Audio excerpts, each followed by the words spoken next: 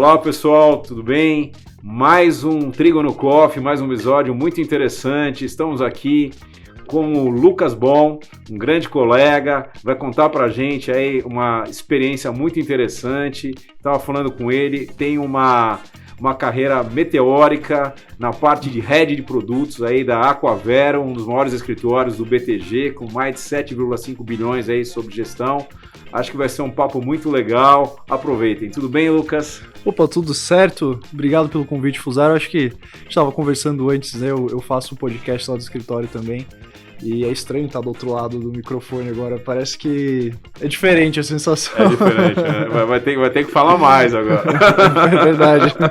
Cara, muito obrigado pela participação. Pô, muito legal. A gente estava falando aí, uma carreira realmente muito brilhante mesmo. Assim, Obrigado. Acho que vai ter bastante coisa aí para compartilhar com a turma. Acho que todo mundo vai gostar. Legal. Mas antes de falar aí sobre Let's Get Down to Business, né? Vamos falar um pouquinho aí sobre você, né? Me conta um pouquinho aí quem é o Lucas, você nasceu aonde, você é de São Paulo, você me falou que não é, né?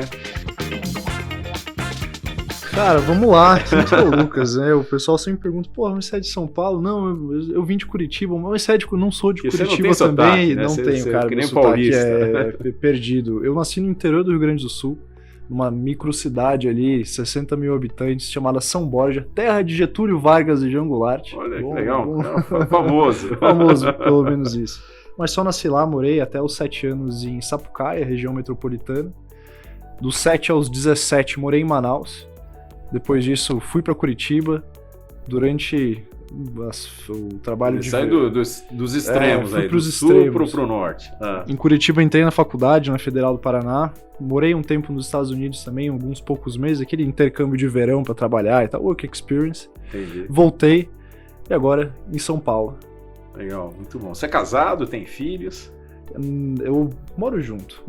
Já tá é bom, não, já basicamente, tá né? Mas sem filhos nos planos ainda. Não, deixa, tem muita coisa pra... Eu vou me conter nas perguntas. Não, mas tem muito... A Selic tem que cair bastante ainda pra gente começar a pensar em ter filhos. Entendi. O planejamento financeiro, né? não nega, né? E me fala o seguinte, você disse que veio para o norte, veio para Curitiba, né? Enfim, era gaúcho, veio para São Paulo. E você é um paulista que você veio para cá por quê? Por trabalho mesmo? Eu vim para trabalho. Bom, eu mudei para Curitiba em 2017. Não, quando eu tinha 17 anos, eu não lembro o ano exato. Entrei na faculdade de engenharia elétrica e durante a faculdade eu me interessei pelo mercado de mercado financeiro como um todo. Entendi. Inclusive, passei a me interessar pelo mercado financeiro durante o meu intercâmbio nos Estados Unidos. Eu trabalhei num hotel, no Lowe's Miami Beach Hotel, que ficava no finalzinho da Ocean Drive ali, para quem conhece. Cara, arrastando mesa e cadeira, montando evento, organizando evento corporativo. Mas você foi para fazer o quê? Inglês, assim? Não, era realmente um work experience. Experience mesmo. A maioria das pessoas viaja para estação de esqui, não sei o que, essas coisas, e para treinar o inglês. Tá. Só que tendo uma experiência de trabalho também. Legal. E aí você ficou quanto tempo? Fiquei 4 meses. Não foi muito tempo. Tá. Lá na Ocean Drive. Exato. Tá. E os eventos do hotel eram basicamente de grandes bancos e grandes empresas. Sim. E um dos eventos foi do JP. Cara, JP Morgan. Do JP Morgan. Que legal. Foi um evento gigantesco, teve vários bancos convidados e eu passava naqueles corredores e via aqueles terminais Bloomberg pra tudo que é lado. Eu ficava, cara, que legal isso, eu preciso saber como é que faz isso. Eu tinha 19 anos na época. Tá.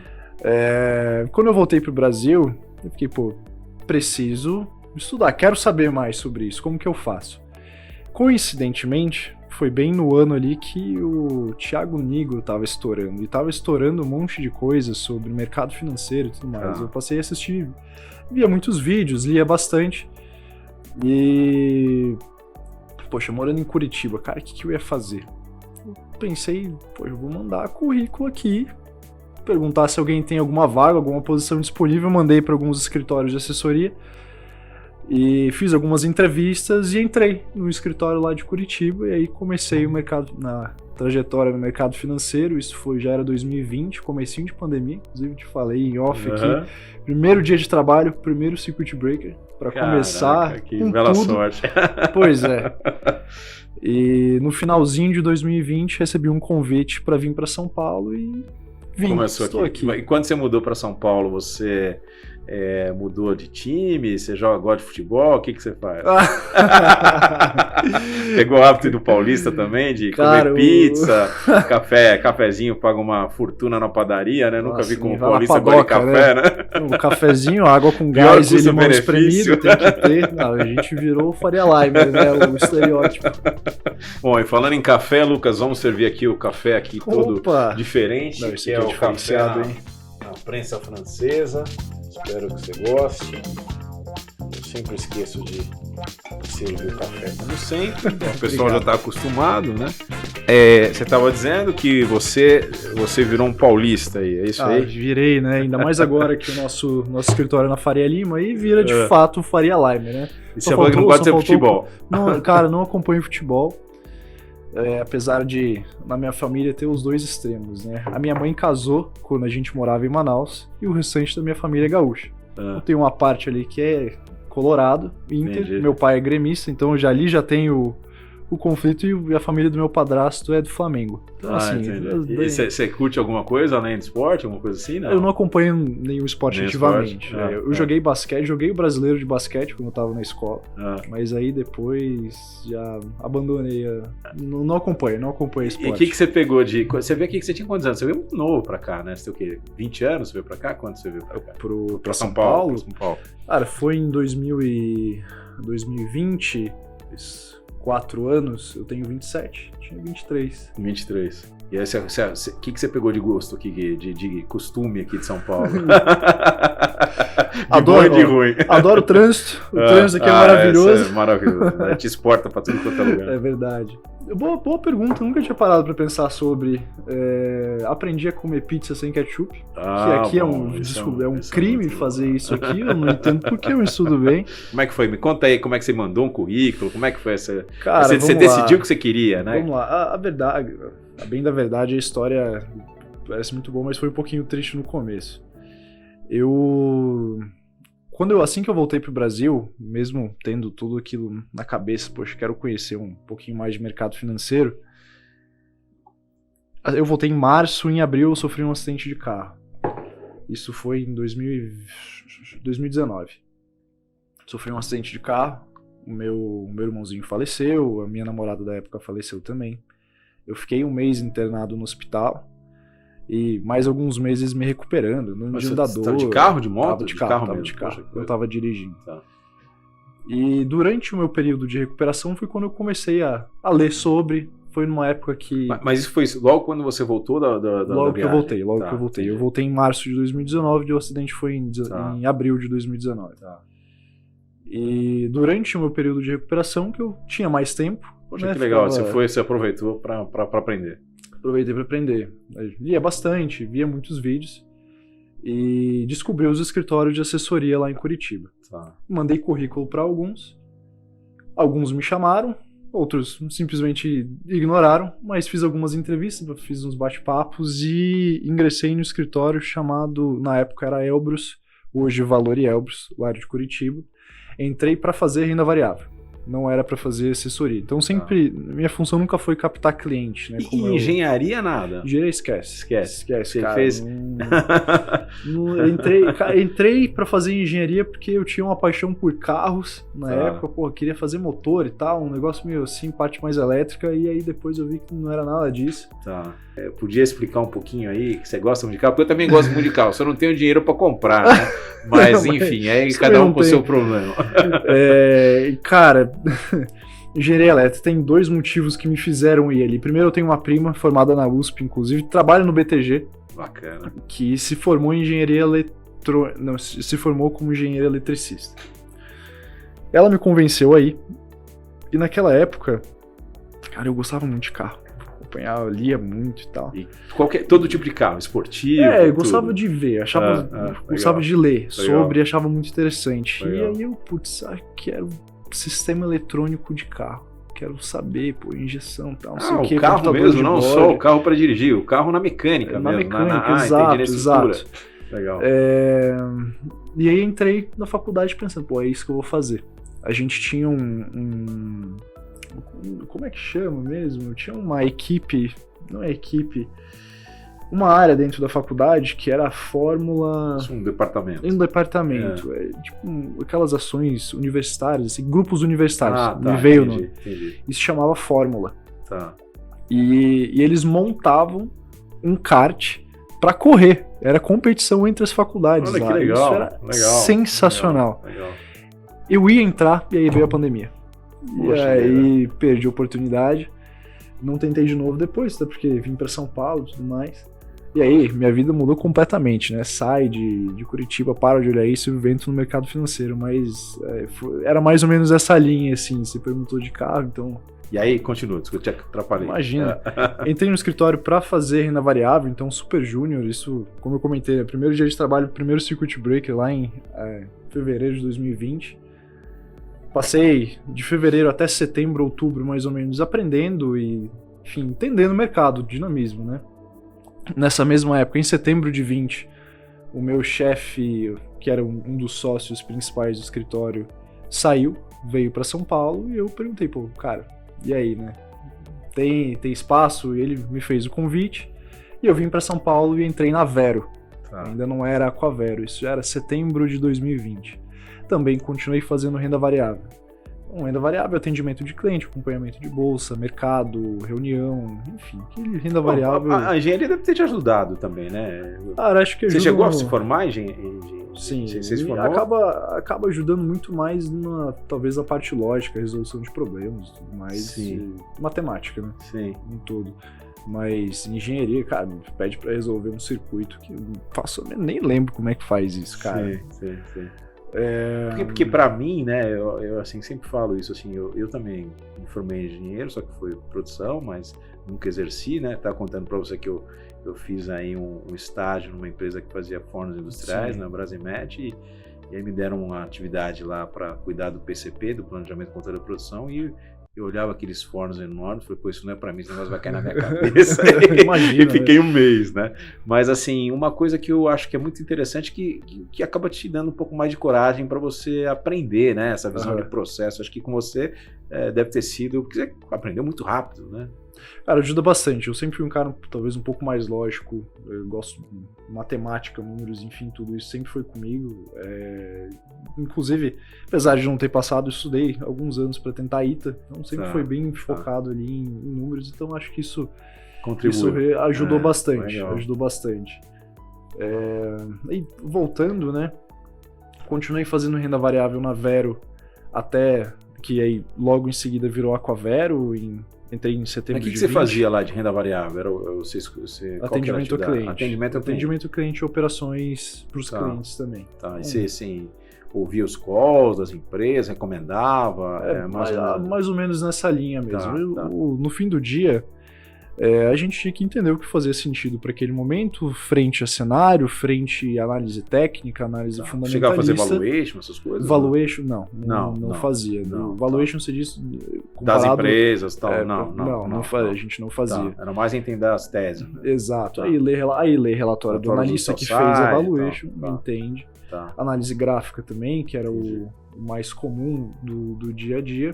E aí fazer as operações para os clientes. E nisso, naquela época, a Vero tinha quanto? Era pequena?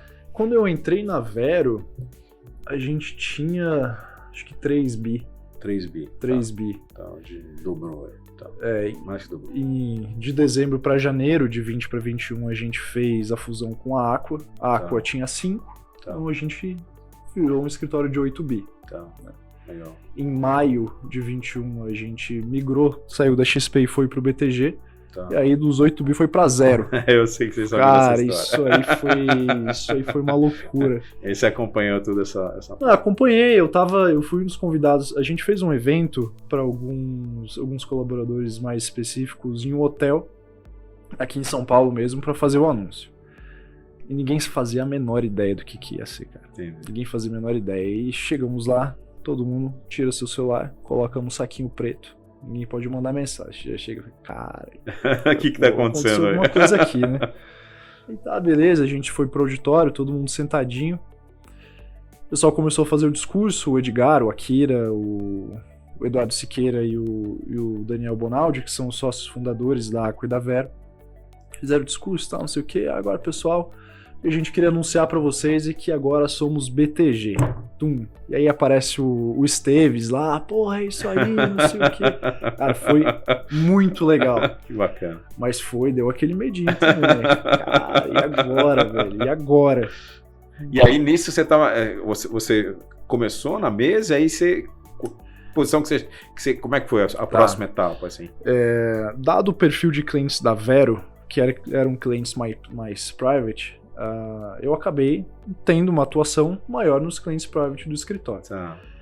Eu continuei nessa atuação de mesa até metade de 2022, bem focado nisso. Aí passei por algumas áreas ali dentro da mesa. Fiz estruturadas, olhei commodities também, só ações, né? Fui olhando o universo como um todo e me especializando.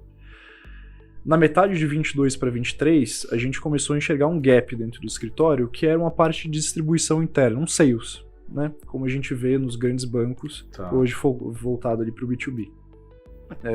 E a gente começou a desenvolver essa área. A gente não tinha isso dentro do escritório de forma ativa. Como a gente não tinha isso, estava criando na virada de 22 para 23, vamos criar de fato distribuição. Eu assumi a área, a gente reformulou o time e aí eu saí completamente de Tinha renda variável. Quantas pessoas na época, você lembra? No escritório como um todo? Cara, a gente devia ter umas 150, 160 pessoas. Hoje tem quantos? Hoje a gente deve estar próximo dos 200, contando todo mundo, né? E mesmo naquela época vocês não tinham alguém que centralizasse a parte de distribuição? Não tínhamos. Nossa. A gente tinha uma área de advisory, que era uma área passiva de entendimento e acompanhamento de mercado, mas não fazia a venda ativa do que fazia sentido naquele momento para os assessores. Entendi. Então acabava, beleza, tem isso, mas dava mais espaço para o assessor ser o gestor da carteira. Entendi. Isso pode ser bom e pode ser ruim, né? A gente sabe que tem muitos profissionais que são excelentes fazendo isso. Só que ao mesmo tempo, quando a gente fala de um assessor de investimentos, ele precisa fazer a captação. Fazer captação, acompanhar mercado, estudar, selecionar produtos. Pegar todos os fundos da Trígono e fazer a diligência, cara, não tem ideia, é muito possível. Então, daí se faz a necessidade de uma área mais específica. Quando você cria uma área para fazer a venda ativa disso para os assessores, aí você tem um negócio inteiro, a empresa caminhando para o mesmo sentido, direcionar o que você quer. E é isso que a gente queria fazer. Em 2020, na virada de 22 para 23, foi isso que a gente fez. Reformulou a área e criou a área de distribuição. Fez bastante sucesso, deu super certo. Você acha que esse foi um dos maiores desafios aí que você teve na sua carreira? Acredito que sim.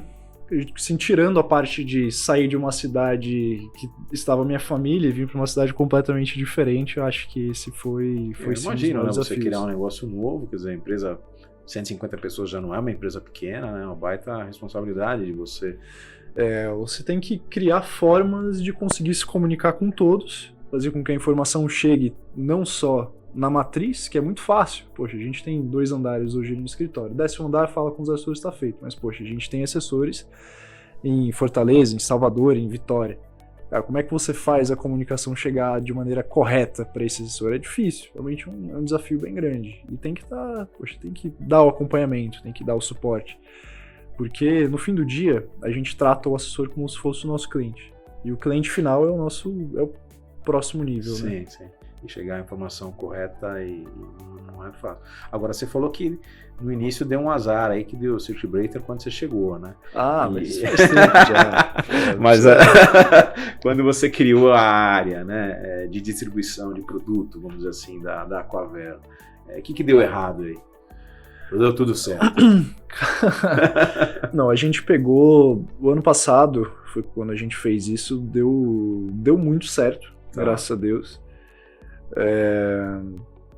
A gente teve um ano muito bom, um ano de virada também, como a parte de distribuição que eu comecei a tocar, era muito mais voltado, como eu comentei, nada a ver com renda variável, então era muito mais voltado para fundos de investimentos, tanto previdenciário quanto agora, 175, e renda fixa como um todo. Renda variável não ficava na minha caixinha. Então, hoje fica? Não, hoje não fica também, continua apartado. Continua renda fixa. Mas curioso, né? Porque você começou com renda variável, né? Pois é, larguei completamente. Legal. Aprendeu um universo novo. Legal. Então, no ano passado, acabou sendo muito positivo. A gente viu um movimento gigantesco de saída de multimercado para renda fixa, produtos direto e fundos também. Renda variável, a mesma coisa.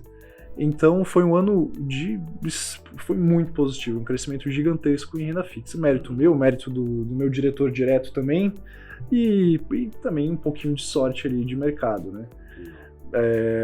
Porque, poxa, vou dar um exemplo de CRA BTG, que foi um dos grandes nomes ali no ano passado, que inclusive, se não foi o motivo, foi um dos motivos pela CMN que barrou ali a originação de crédito de empresas do agroimobiliário, de CRAs e CRIs para empresas que não são do agro ou imobiliário, né, que saiu em fevereiro desse ano. A gente saiu de um ritmo de 20 milhões de alocação por oferta para fazer 200 milhões numa oferta. Então, realmente aí se mostrou que fez sentido a criação de uma área focada em vender para os assessores. Então, assim, ano passado foi muito bom. Esse ano, até os últimos 2 meses, também estava super positivo, aí com as últimas notícias daí abrindo pra caramba, tudo ficando mais difícil, perspectivas deteriorando. Aí não tá tão fácil mais. Né? Mas você chegou a pegar a parte da crise da Americanas, da Light, desses problemas? A gente pegou, sim, mas a nossa tinha posição muita coisa na não carteira, tinha, não. Cara, a gente quase não tinha posição nesses ativos, era superficial dentro da base, e acabou sendo muito positivo, porque trouxe oportunidades de entradas muito boas. Então a gente fez excelentes alocações, depois de 6 meses teve muita saída com ágio para os clientes, porque cara, em 6 meses você faz 600% do CDI em crédito, cara, isso é ótimo. Sim. E agora o nominal voltando de novo, as taxas estão superiores, enfim. Então a gente passou quase que ileso por esses 2 momentos, de Light e Americanas. O que você acha, assim, que você, rapidamente, assim, você conseguiu uma posição de hedge tão rápido, assim, o que você acha que foi o seu diferencial, assim?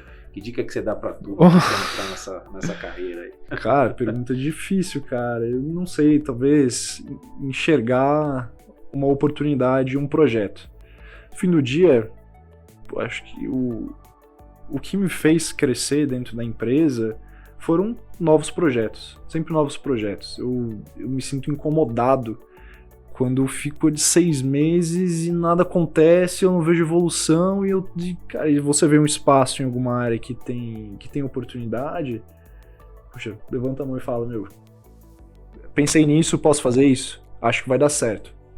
A gente sempre fala bastante lá na empresa, quem pede bola ganha bola. E a gente tenta seguir nessa linha. Ganha problema também, né? Ganha problema também, mas com o ônus vem o bônus, né? Isso é verdade. Você, dentro disso aí, já pensou em desistir, não?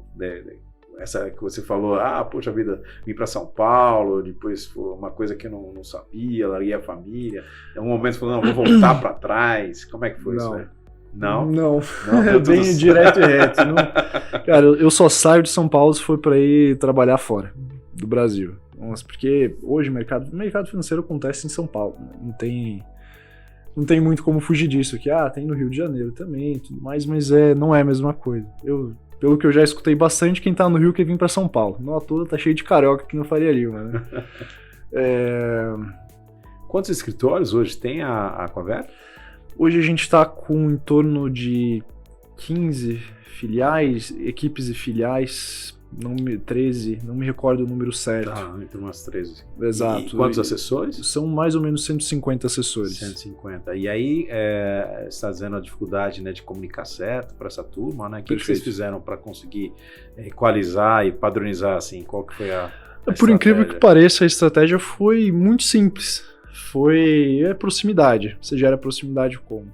Gerando aquele sentimento de, poxa, é algo mais exclusivo. E proximidade também, de fato, né? Ir na filial e visitar ajuda bastante. Tá. Mas não tem aquele assessor que fala, pô, não quero nada que você está recomendando, tal. Não tem acontece, né? Acontece bastante, mas o engajamento tem sido absurdamente bom e melhora cada mês que passa. Então, assim, isso é óbvio. A gente não vai conseguir agradar a todos, sim. Mas tem sido super positivo. O primeiro movimento que a gente fez para aproximar as filiais mais distantes, principalmente, foram grupos no WhatsApp. Tá. E por mais bobo que pareça, a gente não tinha. Tá. Eu tinha um grupo para todo mundo, 150 pessoas, 200 pessoas no grupo, e aí todo mundo se comunicava lá. Mas, só que quando você faz isso, cara, é igual você tá num auditório cheio. São poucas pessoas que têm coragem de levantar a mão e fazer uma pergunta. Tá. A mesma coisa num grupo de WhatsApp. Quando a gente segregou para cada equipe um grupo diferente, olha que coisa boba, né? Sim, sim. Mas deu um resultado absurdo. É mesmo? Vocês dividiram? Como é que vocês fizeram isso por região? Como é que foi essa? Lá no escritório, a gente divide os assessores, ou melhor, eles se dividem em equipes. Tá. Então, as filiais são uma equipe inteira, e dentro da matriz a gente tem também várias equipes. Então, tem 6 equipes dentro da matriz somente. Tá. Então é isso. Então, quer dizer, vocês fizeram... Mas então foram vários, quer dizer, só de grupos de WhatsApp. O filial tinha 15. Exato. Cada um era um grupo, é isso? Cada um era um grupo. E aí sempre o Lucas estava lá. Não, eu e a equipe, né? Sozinho a gente não faz nada. Junto a gente vai mais longe. Você e a equipe. Legal. E aí você sempre é muito ativo na comunicação com esses grupos. Tem que ser. Hoje eu não atuo mais tanto na ponta final com o assessor. Faço atuação ainda, mas hoje é menos. A equipe hoje está com quanto, a sua equipe? A equipe de distribuição com a área de produtos hoje, que fica comigo, tem 1, 2, 3, 4 pessoas e 2 vagas abertas. 2 vagas abertas. Exato. Bom, pessoal, quem quiser aí, manda o currículo aqui pro Lucas. Aí, ó, a vaga tá aberta lá no LinkedIn. Bom, depois eu conto pra você se vale a pena, se ganha bem, se tem bônus, né? Tem que ter bônus. Bom, e aí você está dizendo, aí a equipe então você comunica e aí você distribui através desses grupos de WhatsApp. Perfeito. A gente fez uma mudança na virada de 23 para 24, agora avançando, que a distribuição teve um split. Tá. A gente seguiu uma parte sendo chamada de distribuição e uma outra parte de planejamento estratégico, que aí é de fato a definição, definição do que vai ser passado adiante. Como o próprio nome já diz, distribuição mais comercial, planejamento estratégia fica mais a cargo de entender o que faz sentido dentro do asset allocation dos clientes, cliente é cliente, quanto da casa como um todo. Então, hoje eu avalio o risco de alocação de todos os ativos que a gente vai colocar. Então, quantos fundos mais ou menos você recomenda hoje? Quantos fundos? Que você tem na carteira, que vocês avaliam e quantos recomendam? Cara, a gente hoje... Bom, até vou responder a sua pergunta de uma maneira até um pouco mais completa. Antes da gente criar a área de distribuição, na virada de 22 para 23, a comunicação com as gestoras era feita por grupos. A gente tinha 117 grupos de WhatsApp, um com cada gestora. Não funciona. Não funciona porque eu não consigo dar um atendimento de qualidade. É muita coisa, muita demanda. Às vezes você me manda mensagem, eu fico, cara, vou responder depois e acumula e eu não consigo dar atenção. É muita coisa. Tá. Então, para que a gente sane isso, né, que a gente não tenha esse problema, a gente reduziu o máximo de gestoras que a gente vai ter um acompanhamento e uma avaliação mais ativa em 25. Tá. A gente chama ali de hot list, Tá. Que é um acompanhamento, beleza, eu tenho essas 25 casas, eu vou olhar elas mais a fundo, vou ter um relacionamento mais próximo. Legal. Essa 25 é um número fechado? Claro que não. Tem muitas casas surgindo, muitas casas boas surgindo todos os dias, muitas teses boas aparecendo. Não sempre tem, é maleável, né? Mas é um número ideal que a gente entende que faz sentido. Então, dentro dessas 25, a gente faz o estudo ali do que faz sentido em cada classe. Pode ser que, dentro da Trígono, hoje vocês têm renda fixa, ações, tem um de Prev também. Tem de Previdência. Exemplo, não é isso, tá? Mas um exemplo qualquer pode ser que dentro de Trígono só renda variável faz sentido para aquele momento. Os fundos de crédito, entendo que tem um par que faça mais sentido. De novo, um exemplo não verdadeiro. Nossa, eu tenho certeza que os 3 fazem sentido, não tenho dúvida. Entendi. E aí você vai coordenando e vai vendo quais são os mais interessantes, tem os critérios de vocês. E aí E aí vocês recomendam quantos, assim, para os assessores? Geralmente eles trabalham com quantos fundos? Com quantos fundos? Isso recomendados, assim. Aí depende de cada estratégia. Exato. Né? Depende de cada estratégia, depende do perfil do cliente também. A gente faz uma subdivisão interna. Além do básico, do conservador, moderado e agressivo, a gente pega isso e divide em 6. Então tem 6 perfis dentro da casa, cada um com o seu nível de risco do menor para o maior. Você totalizando tudo, assim, vamos supor se eu fosse um assessor, quantos fundos eu teria na minha cabeça com 6 tipos? Mas em ordem de grandeza. Caramba! Seria 50, 100? Não, 30?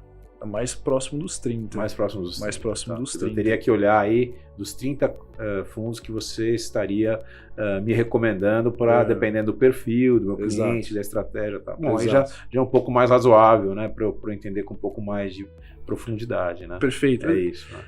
Se eu passo 50, eu não consigo acompanhar 50 fundos com próximo, né? Tendo, acompanhando o dia a dia e tudo mais. Claro que tem o acompanhamento mais geral de indústria, os top performances, não tem como não acompanhar.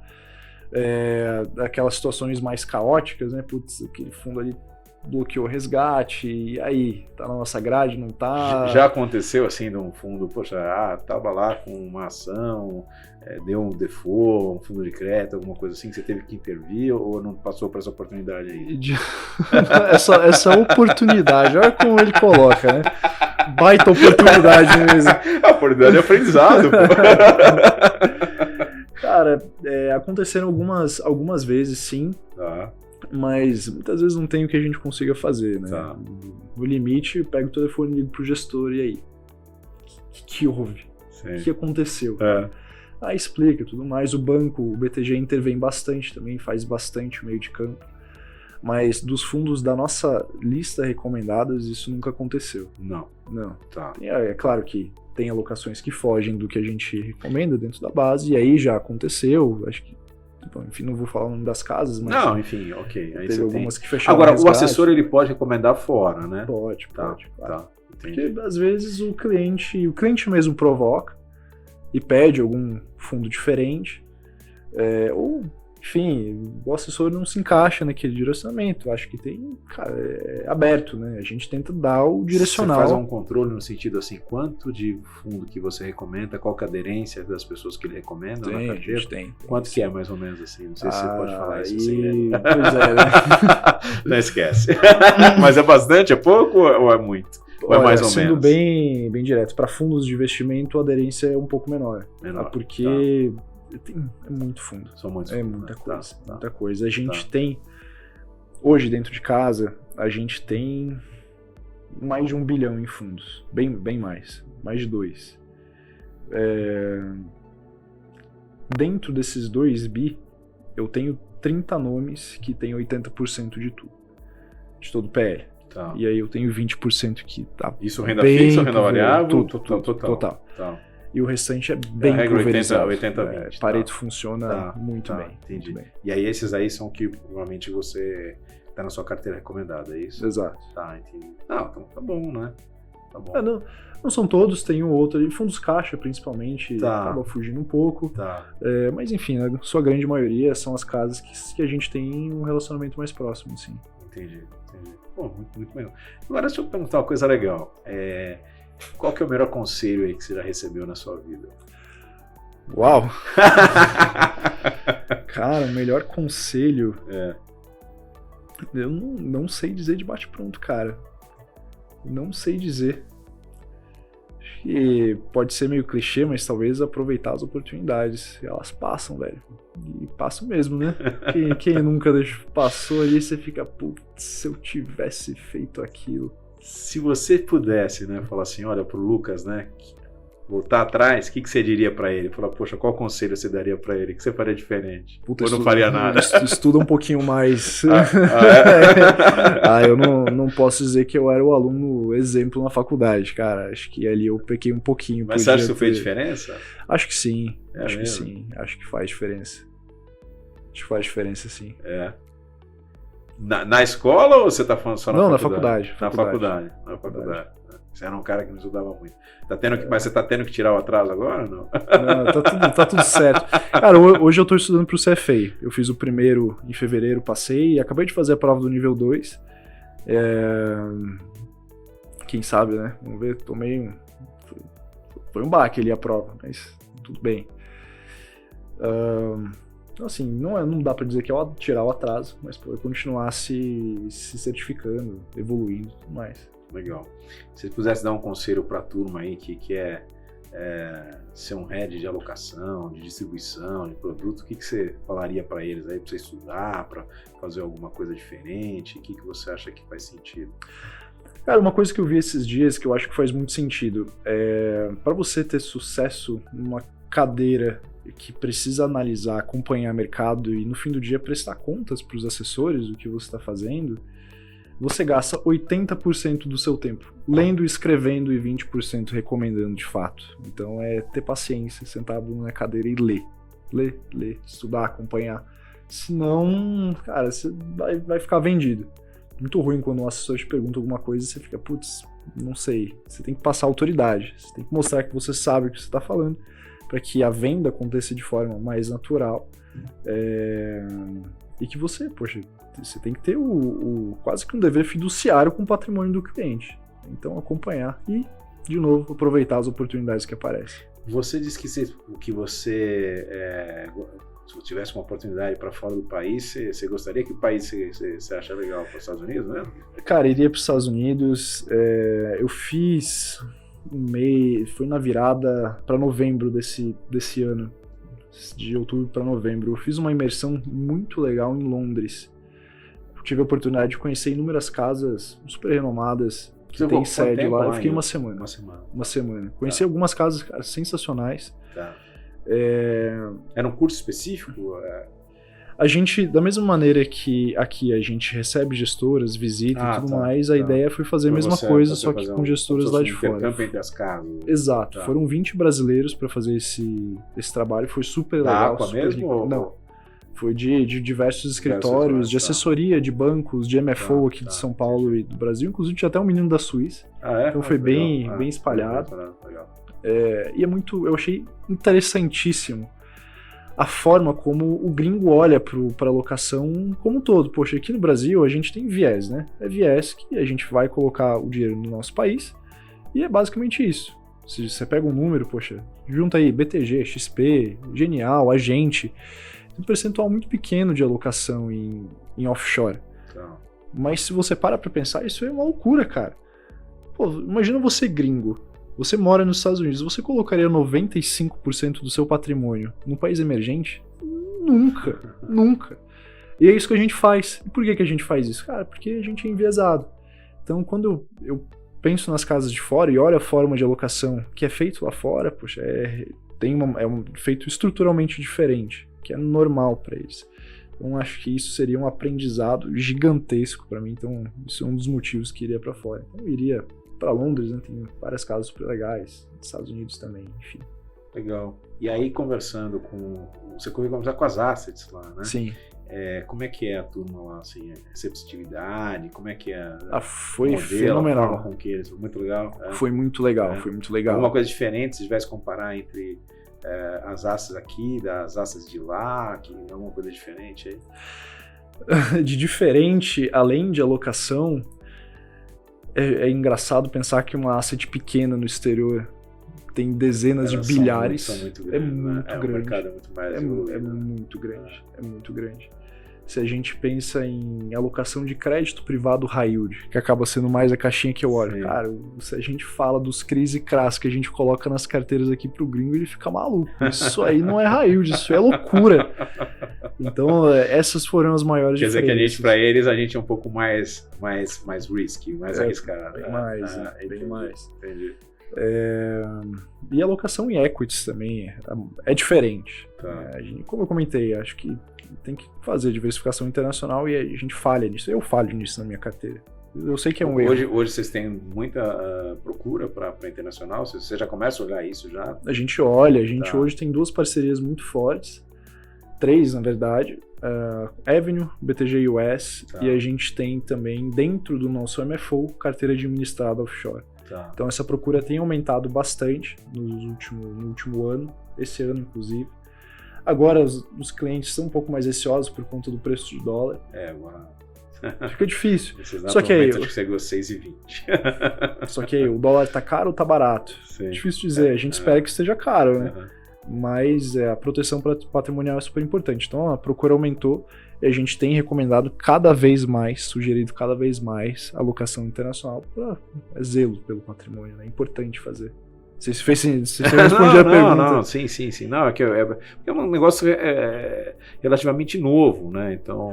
É verdade. Né? Cara, eu me lembro de quando eu estava no ensino médio, que eu queria comprar uma ação. Não fazia a menor ideia de como fazia isso. E era impossível. pra mim naquela época. Os meus pais nunca foram de mercado e também eles passaram a investir depois que eu entrei no mercado financeiro. Então faziam muito menos ideia do que eu. E, cara, impossível. Não tinha como. Tinha um home broker mais ou menos lá. Depois foi melhorando, mas era caríssimo. Pô, era no ensino médio, eu devia ter R$100 pra comprar uma ação. E olhe lá, porque eu economizei do lanche, né? E hoje é super simples, super acessível. E até para fazer investimentos offshore é super fácil. A XP trouxe isso, a Avenue trouxe isso. O BTG agora tá com uma plataforma sensacional. Também para fazer investimento fora e tá muito mais fácil. Hoje vocês falam pro seu pai, você dá dicas para ele, pros seus pais? De como é que com certeza, com certeza. E eles atendem, não? Até, claro. Meus pais têm conta na Covero. Te cobram também, se tiver coisa errada? Não, não tem que cobrar, né? Faço bonitinho. Olha lá, hein? Não, minha mãe tá assistindo. Tá vendo, né, mãe? Cara, obrigado. Eu acho que a gente vai iniciar agora um bate-papo assim, bem legal, que a gente chama o momento high yield, é o momento que eu brinco que é tipo Maria Gabriela, né? Então aquele ping-pong, enfim.